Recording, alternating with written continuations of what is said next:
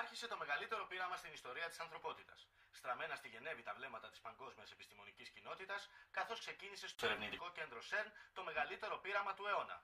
Χιλιάδες επιστήμονες από όλο τον κόσμο, μεταξύ τους και Έλληνες, προχωρούν αυτή την ώρα στην πρώτη φάση του πειράματος που έχει ως στόχο να εξηγήσει πώς δημιουργήθηκε το σύμπαν.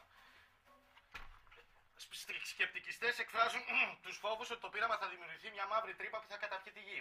Ασφαλές χαρακτηρίζει το πείραμα ο Στίβεν Χόκινγκ, εκφράζει ωστόσο αμφιβολίες για τα συμπεράσματα που θα προκύψουν.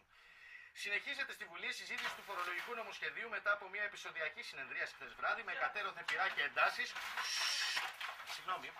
Η κυβέρνηση αναδιπλώθηκε στο θέμα των τεκμηρίων διαβίωσης και η ένσταση αντισυνταγματικότητας της αντιπολίτευσης εισέπραξε ηχηρό όχι από την κυβερνητική πλειοψηφία.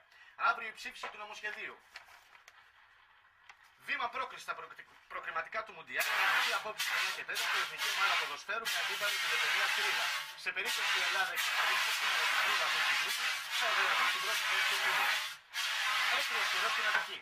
Άνεμη βόρειο-βορειοανατολική έως 5 και στα ανατολικά έως 6 μποφόρ. Η θερμοκρασία θα κοιμαθεί από 23 έως 33 βαθμούς Κελσίου. Τα επόμενα νέα από το ΣΥΚ 99,5 σε μία ώρα.